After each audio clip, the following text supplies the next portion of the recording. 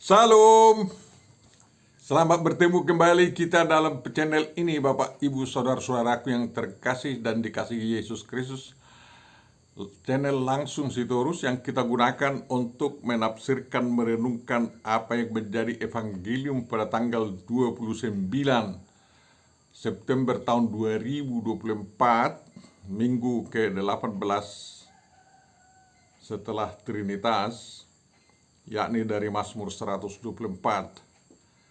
Mudah-mudahan pertemuan kita ini semakin menguatkan kita satu sama lain, dan kami harapkan ada komentar yang positif yang membangun dari Bapak Ibu Saudaraku yang terkasih, serta dukungan melalui subscribe yang tidak berbayar.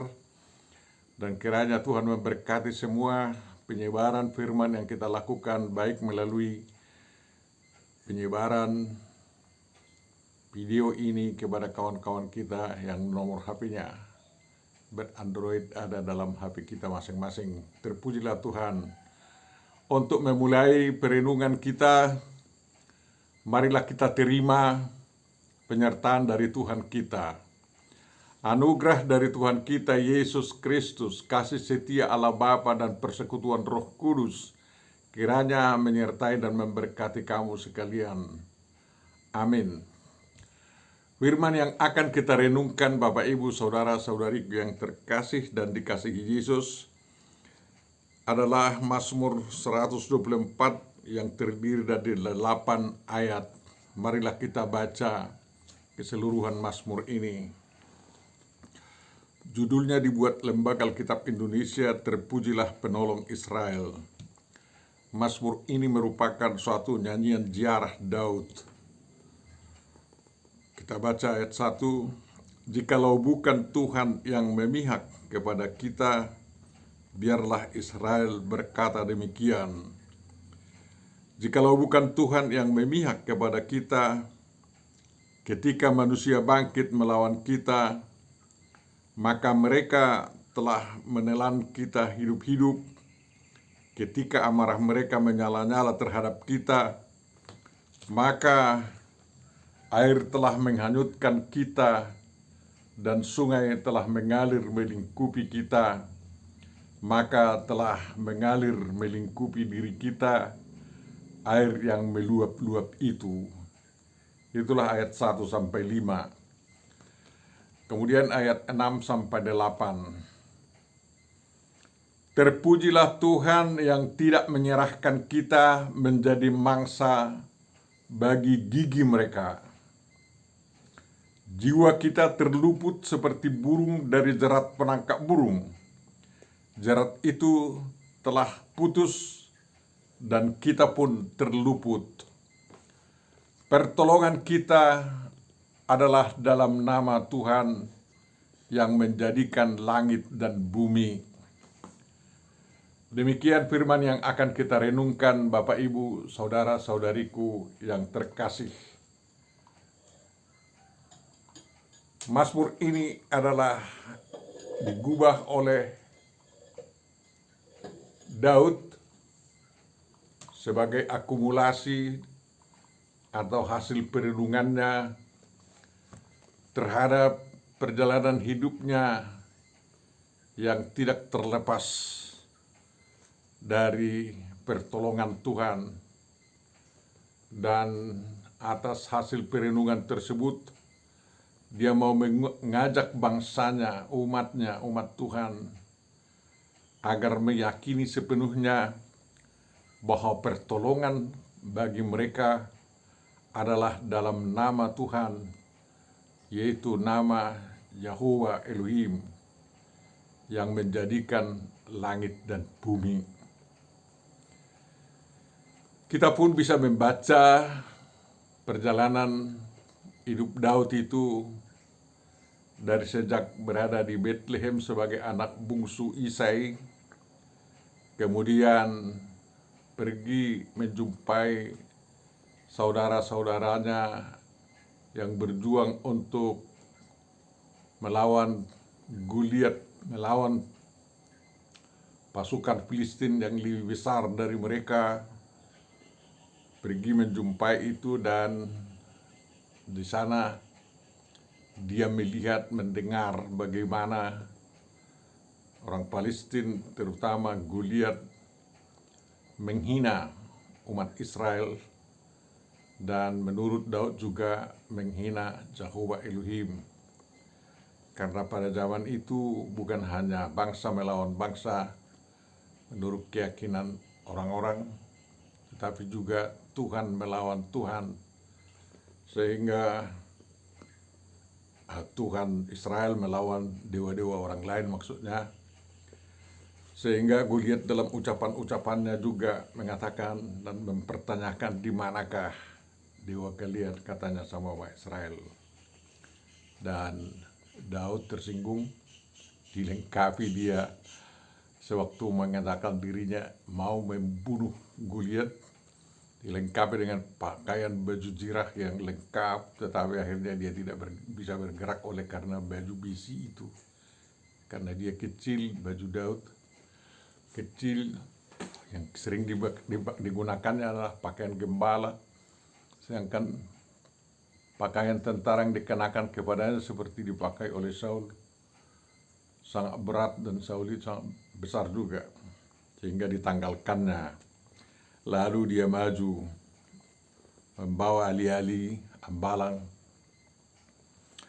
dan membawa sebuah batu, dan itulah katanya untuk membunuh Goliat. Dan ternyata Goliat mati terjerembab, dan Daud memenggal kepala Goliat dengan pedang Goliat sendiri. Dari itulah Daud terkenal sebagai orang yang telah membunuh lawan-lawan Israel berlaksa-laksa, dan bukan hanya berjuta-juta atau beribu-ribu seperti dibunuh oleh Saul.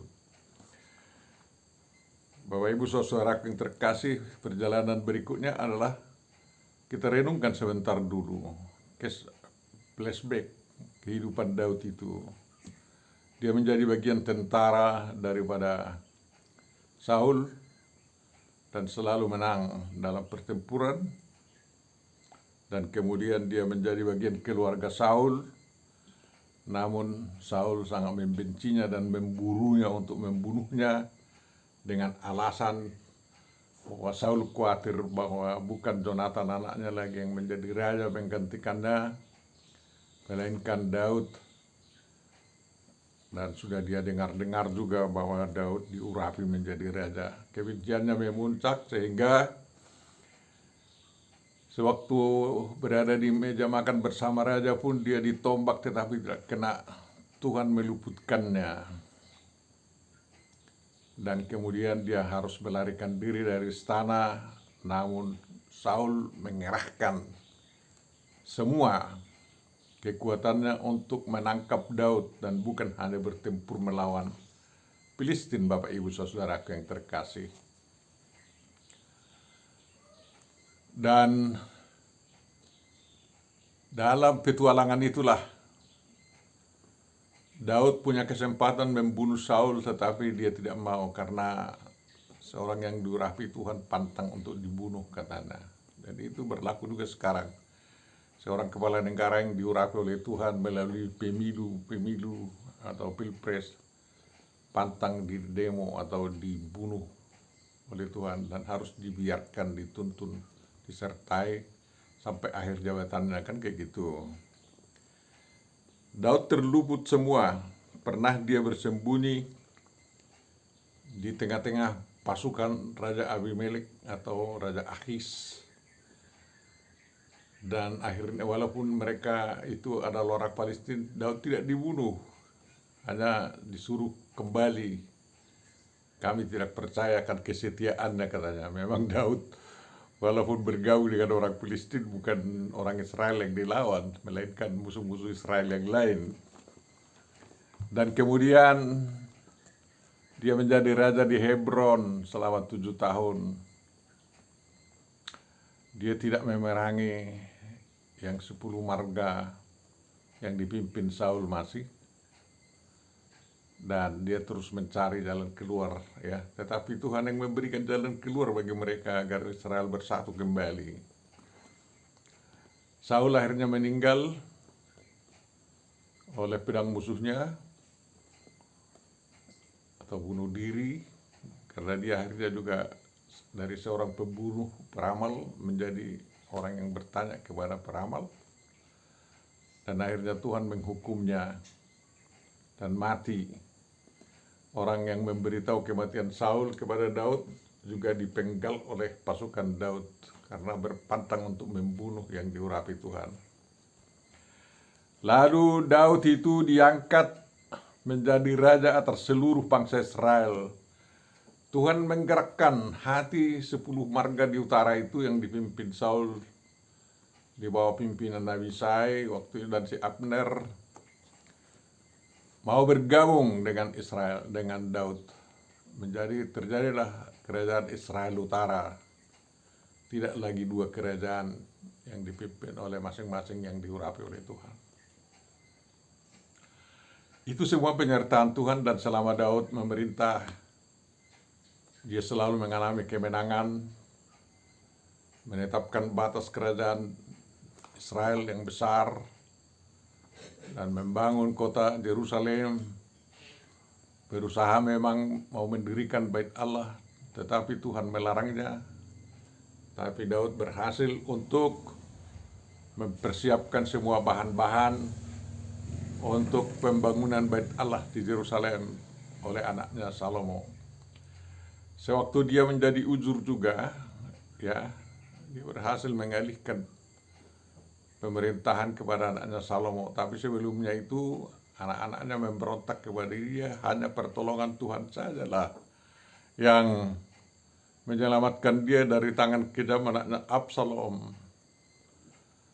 Lalu waktu Adonia mau menjadi raja, dia menyuruh penetua-penetua dan imam-imam Yerusalem menabiskannya menjadi raja, tetapi Daud bertindak untuk menetapkan Salomo menjadi raja, sehingga itu atas pertolongan Tuhan bahwa tidak terjadi perpecahan di kalangan Israel, karena anak Daud Adonia itu teratur mengundurkan diri, dan semua bangsa Israel mengakui Salomo menjadi raja. Dia menyerahkan nasib Adonia dan Joab ke tangan anaknya Salomo. Memang tidak terjadi pembunuhan dalam pergantian pemerintahan itu. Salomo menjaga pedangnya untuk tidak berlumuran darah terhadap keluarga dan panglima-panglimanya. Namun Tuhan yang menindak mereka, baik terhadap keluarga Saul, Tuhan juga yang dibiarkan oleh Daud untuk menghukum mereka. Sudah begitu baik Daud itu terhadap iparnya Mephiboset, tetapi Mephiboset juga memberontak. Namun Daud menghukumnya dengan tahanan kota, tapi akhirnya dia keluar kota dan akhirnya dibunuh oleh tentara Saul karena dianggap melanggar sumpahnya. Banyak sekali dari pengalaman Daud itu yang nampak di balik refleksi imannya di Mazmur 124 ini. Kita pun sebenarnya perlu berefleksi untuk merenungkan perjalanan hidup kita yang disertai oleh Tuhan, ya. Lalu menggoreskannya sebagai saksian iman untuk diketahui oleh generasi-generasi yang berikutnya. Kita umat Kristen di Indonesia ternyata seperti saya sendiri masih kurang rajin untuk menulis kesaksian-kesaksian iman itu. Karena generasi muda dari kekristenan kita ini mau menggoreskan penanya dengan bagus, sehingga bacaan-bacaan bagi generasi berikut tentang perjuangan dan pengalaman umat Kristen sebagai umat yang disertai oleh Tuhan di bumi Indonesia yang kita cintai ini betul-betul dapat diketahui oleh generasi yang berikut. Saya juga dari HKI, ya, sangat dirindukan untuk menulis sejarah gereja HKI. Sedikit-sedikit saya tulis, tapi ayah saya atau pakcik saya, Eporus atau ketua pucuk pimpinan Pendeta TJ Sitorus beserta kawan-kawannya MB Tampugulun dan bertua saya Elon Siregar berhasil menulis, ya, sejarah HKI Huria Kristen Indonesia dari sejak berdirinya 1 Mei tahun 1927 sampai Mei tahun 1978. Jubileumnya yang terakhir adalah yang dia atur jubileum 50 tahun 1977 yang dirayakan sangat meriah di Pematang Siantar. Sebenarnya semangat merefleksikan iman percaya itu baik secara lokal, secara pengalaman pribadi, perlu didokumenkan seperti dilakukan Daud dalam mazmur-mazmurnya ini. Walaupun mungkin kesaksian iman kita itu tidak digunakan sebagai kitab suci, tetapi kalau anak-anak muda kita membacanya itu menjadi perenungan yang menghidupkan iman mereka di masa depan, itu sangat menolong bagi mereka bahwa mereka sedikit tahu jendela yang terbuka tentang sejarah perjuangan umat yang berhimpun di dalam hurianya, Huria Kristen Indonesia, Huria yang artinya milik Tuhan itu. Bapak Ibu saudaraku yang terkasih, sebagai perenungan bahwa bagaimana dilepaskan oleh Tuhan dari segala malapetaka, ancaman-ancaman yang mau memusnahkan Israel itu dapat kita baca di dalam ayat 1 sampai ayat 5 itu. Jadi manusia bangkit melawan Israel. Jadi secara umum dikatakan manusia, bukan hanya Filistin, bukan hanya Amon, Moab, dan lain-lain. Bukan hanya Mesir atau kerajaan di Mesopotamia di luar Israel yang mengancam hidup mereka. Ya, tapi manusia itu yang dimaksud dengan manusia adalah yang anti-Israel, yang kita kenal sekarang sebagai antisemitis. Sama seperti keadaan sekarang ini yang dialami oleh bangsa Israel. Hampir semua bangsa sekarang ini 124 negara menjadi lawan Israel karena mereka mau menguasai tanah yang dia wariskan Tuhan kepada mereka. Mereka dituduh kolonialis terhadap Palestina, tapi mereka menganggap bahwa mereka adalah kembali kepada tanah air mereka yang dijanjikan Tuhan kepada Abraham, Ishak dan Yakub, dan kepada Musa, sehingga Israel dituntut keluar dari Mesir agar tidak menjadi bangsa budak, melainkan menjadi bangsa yang merdeka. Jadi jikalau bukan Tuhan yang memihak kepada umat Israel, itu dapat dikatakan ya Israel pasti sudah kalah lah. Seperti pada zaman Nebukadnezar di kerajaan Babel, karena Tuhan tidak memihak lagi kepada bangsa Yehuda, ya. Dan di zaman Raja Hosea di Israel Utara, Tuhan tidak memihak lagi pada kerajaan Israel Utara, sehingga tentara Sanherib menghabiskan kerajaan Israel Utara dan menghapus mereka dari sejarah bangsa Israel. 10 marga itu kecuali yang melarikan diri ke selatan, ke Yehuda, dibuang ke Hala, ke Mesopotamia. Dan karena Tuhan tidak memihak lagi kepada bangsa Israel, ke bangsa Yehuda di zaman Nebukadnezar, mereka dikalahkan oleh Raja Nebukadnezar, bahkan bait Allah yang diagungkan itu dihabiskan semua Ya, untunglah ada sisa Israel dibuang ke Babel, yakni rombongan Raja Jekonia atau Raja Joyakin dengan segala para ahlinya yang puluhan ribu waktu itu berjalan dari Yerusalem menuju Babel, dan itulah keturunan mereka 70 tahun terbuang di Babel, dan Tuhan yang memihak mereka juga agar mereka bisa kembali ke Yerusalem dengan pertolongan Mordekai, Esther, ya, Daniel, ya, raja-raja Persia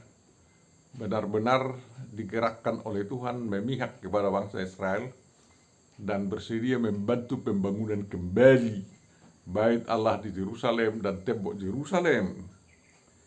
Dan kalau memang Tuhan tidak memihak kepada Israel waktu itu, manusia menghanguskan mereka, sudah terbukti dalam sejarah Israel, dan amarah mereka menyala-nyala terhadap Israel, tidak menyisakan tinggal di Yerusalem, tetapi dibuang semua. Seperti air bah dari sungai Efrat atau sungai Tigris melanda daerah sekitarnya, itulah dibayangkan oleh Daud, bisa menghancurkan kehidupan mereka. Tapi karena Tuhanlah yang melindungi bangsa yang sangat kecil ini, yang sering dibayangkan sebagai hanya suatu cacing aja. Ya, Yakub itu adalah cacing katanya, yang tidak berdaya, yang sinar matahari pun bisa mematikannya. Tetapi oleh perlindungan Tuhan, mereka bisa lolos. Ajaib itu. Kalau bukan perlindungan Tuhan, bangsa yang dipimpin oleh Musa itu tidak bisa lagi keluar dari Mesir. Tetapi Tuhan membelah Laut Taberau atau laut Merah, mengiringkannya sehingga mereka bisa menyeberang ke Gurun Sinai, ya, ke Gurun Sin di pinggir di pinggir seberangnya sana, dan dari situ mereka bisa terus selama 40 tahun di padang gurun, bisa hidup dengan manna. Luar biasa itu Bapak Ibu Saudara. Mungkin lebih hebat dari situ pengalaman hidup kita, ya, waktu berjuang kemerdekaan, ya, memperjuangkan kemerdekaan Indonesia, memperjuangkan kehidupan umat kita, memperjuangkan keluarga-keluarga kita. Kalau bukan Tuhan yang menolong kita, keluarga saya sudah bubar katanya. Bangsa Indonesia sudah bubar kalau bukan Tuhan yang menolong. Terima kasih kepada Tuhan, kita harus patut bersyukur itu, bahwa negara kita tidak seperti Nigeria, tidak seperti daerah-daerah di Timur Tengah, di Suriah misalnya, selalu dilanda perang. Bahkan mereka walaupun satu agama, satu aliran, satu mazhab, satu sama lain saling membunuh. Indonesia ini berbagai macam etnis, budaya, bahasa ibu, dan latar belakang daerah dan lain-lain, masih bisa bersatu untuk membangun Indonesia. Ya, mudah-mudahanlah pemerintah pusat kita betul-betul jauh dari korupsi, jauh dari perilaku-perilaku yang membuat huru-hara di Indonesia ini, kan kayak gitu. Jadi kita bersyukur bahwa para separatis dapat dibasmi di Indonesia, walaupun kita hanya masih bambu runcing. Mudah-mudahan walaupun sudah Indonesia berhasil membangun alutsista yang luar biasa, senjata-senjata yang dipabrik, dipindad itu tidak menjadi menghantam rakyat oleh karena rakyat memberontak. Dan rakyat tidak memberontak kalau pemerintah jujur, adil, berusaha terus mewujudkan keadilan, kemakmuran, dan kesejahteraan seluruh rakyat Indonesia tanpa kecuali, ya. Lanjutkan lebih hebat lagi apa yang dilakukan oleh presiden-presiden Indonesia sebelumnya. Itulah kita doakanlah Prabowo, kita doakanlah kepala kampung kita, kita doakanlah bupati dan camat kita doakan gubernur kita yang akan terpilih nanti, agar mereka terus menjadi alat Tuhan untuk menolong bangsa Indonesia. sehingga kita bisa dengan kusuk ya memuji Tuhan karena kita tidak diserahkan kepada sesama kita menjadi mangsa dan tidak saling menggigit. Bapak Ibu Saudaraku yang terkasih, kita bersyukur kepada Tuhan seperti Daud ini, karena di Indonesia ini tidak ada suku antar suku yang saling memperangkap, ya, agar suku lain menderita dan lain-lain. Sudah nampak di kota-kota bahwa suku-suku Indonesia yang sangat beraneka ragam itu dapat hidup bersama, kan? Mereka menjalankan adat masing-masing dan itu sangat membahagiakan. Tidak ada yang saling menghina, tetapi saling membantu satu sama lain. Sehingga sengat iblis itu benar-benar terluput dari kehidupan kita, tidak mempan untuk menghancurkan kita. Sekarang ini banyak adik kuasa yang mau menghancurkan kita. Agen-agen mereka di Indonesia ini masih hebat bekerja untuk memecah belah kita. Bahkan akun Pupu Papa mau dipergunakan orang untuk memecah belah presiden dan wakil presiden. Itu menurut saya pekerjaan yang kurang kerja lah itu. Walaupun terjadi kata-kata dulu ya, sewaktu dua kubu yang saling berbeda, ya sudah dikubur lah itu semua setelah menjadi satu apa kan? Seolah-olah mau menuntut, ya dia sudah menghina si anu itu dihukumlah. Tidak bisa menjadi wakil presiden yang seperti itu katanya. Itu adalah pikiran-pikiran jelek. Lebih baik sebenarnya dia mengharapkan walaupun ada ditemukannya kata-kata salah dulu, mohon dimaafkanlah itu katanya gitu. Ini mau melaga lah. Jangan mau dilaga oleh orang-orang, ya. Sudah saya lihat di perumahan-perumahan yang pembangunannya dibantu oleh Jokowi ini, ya. Luar biasa itu bukan satu kampung di sana. Sangat berbaur, bertetangga orang yang berlainan agama, ya berlainan budaya, berlainan suku, dan lain-lain.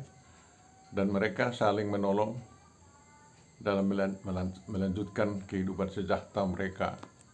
Saling mengundang dalam pesta, saling mengundang dalam duka, dan lain-lain. Dan tidak seperti di negeri sana ya. Kalau bukan seperti saya, tidak teman saya katanya. Tidak begitu. Mudah-mudahan lolos Indonesia ini dari segala ujian, untuk untuk bisa hidup bersama, melanjutkan kehidupan sejahtera di Indonesia nanti. Memang kita agak lambat maju karena memang kemampuan kita untuk maju belum seperti di Cina sana, ya. Memperbaiki lingkar sepeda yang banding pun kita masih tanya-tanya sama orang, kan, apalagi membuat sepeda, membuat mobil listrik masih akan dibuat oleh perusahaan-perusahaan lain. Makanya kita tidak maju. Dan mudah-mudahan bangsa Indonesia tidak menjadi budak di perusahaan-perusahaan modern yang ada di Indonesia ini, yang sudah berhasil ditarik Indonesia oleh karena membatasi pengeksporan bahan mentah nikel, timah, dan lain-lain, kan. Untuk itu, agar Indonesia tidak menjadi budak-budak perusahaan itu, ya harus menjadi harus menjadi SDM yang melebihi ahli-ahli mereka. Makanya pemerintah juga memaksakan ada alih teknologi kepada bangsa kita. Tetapi alih teknologi itu tidak berjalan lancar kalau otak kita tumpul, ya. Kalau kita hanya baca kitab suci tidak tahu baca teknologi, ya susah juga. Jadi harus dua-duanya berjalan dengan bagus, kan kayak gitu. Dan itu bisa kita capai karena mau Tuhan menolong kita. Dan pertolongan kita adalah dalam nama Tuhan. Makanya Bapak Ibu Saudaraku yang terkasih, pendidikan di Indonesia harus dilakukan lebih baik daripada yang sewaktu dipimpin oleh Nadiem Makarim itu, yang membuat kurikulum merdeka, padahal Dia tidak tahu kurikulum merdeka yang dicanangkannya bukan merdeka belajar, tetapi merdeka tidak belajar. Jadi susah, kita harus kontrol pendidikan kita sekarang ini. Masih banyak di lembaga pendidikan korupsi waktu, korupsi disiplin, korupsi uang, korupsi dana bos, sehingga pendidikan kita tidak maju. Bagaimana mungkin anak kita menjadi pintar, melebihi dari bangsa-bangsa lain kalau memang begitu guru-guru kita. Kompetensi dari guru-guru kita juga dari tingkat PAUD, SD, SMP, SLTA, sampai perguruan tinggi masih dipertanyakan Bapak Ibu Saudaraku yang terkasih. Masih banyak ilmu yang tidak bisa digunakan oleh murid yang diajarkan oleh para guru-gurunya. Sehingga main hafal-hafalan saja, tidak menjadi praktek-praktek kehidupan. Dengan demikian pertolongan Tuhan bisa gagal, tetapi pertolongan Tuhan itu bisa kita terima kalau kita mampu ditolong. Ya. Mampu ditolong ya. Kita tidak seperti kampak yang harus diasah-asah setiap saat baru bisa dikampakkan. Tidak begitu. Ya. Kita harus manusia-manusia yang mampu ditolong. Mampu ditolong berarti berkeahlian. Ya. Dan keahlian kita bukan keahlian yang usang, tetapi keahlian yang modern. Makanya selalu saya katakan, ajarkan dan latihlah anak-anak didik kita, baik di SD, di SMP, di SLTA, di perguruan tinggi, mengetahui hal-hal yang belum diketahui manusia di dunia ini. Ya, jadi dengan demikian nanti orang-orang Indonesia menjadi penemu-penemu ilmu yang sangat luar biasa. Untuk itu pemerintah harus menyediakan fasilitas-fasilitas yang luar biasa juga. Sehingga dengan demikian pertolongan Tuhan itu dapat dirasakan oleh semua orang. Dan seperti dialami oleh bangsa Israel, baik dulu maupun sekarang ini. Mudah-mudahan Indonesia semakin maju atas pertolongan Tuhan. Sudah 79 tahun kita ditolong oleh Tuhan untuk terus berjalan. Walaupun kehidupan masih pahit getir, tidak seperti kehidupan di Jerman atau di Finlandia, ya, tetapi kita bersyukur dibanding dengan di Amerika. Di Amerika sangat begitu banyak yang sudah menjadi zombie oleh karena narkoba, tetapi Indonesia masih kecil yang narkobaan, dan orang yang jatuh kepada narkoba masih ada tempat lokasi mereka untuk dididik, dan harus kita tolong sebagai lembaga sosial yang mengembalikan kehidupan yang baik kepada mereka. Makanya rantai pertolongan Tuhan itu terjadi di kalangan kita semua, Bapak Ibu Saudara yang terkasih. Tuhan memberkati kita semua. Amin. Terima kasih Tuhan atas renungan yang sampai kepada kami. Mudah-mudahan itu dapat kami perdalam dan juga renungkan bagaimana untuk melakukan ikut di dalam rencana pertolongan-Mu terhadap kami. Sempurnakan doa kami dalam Yesus Kristus, terima dan kabulkanlah doa kami. Amin.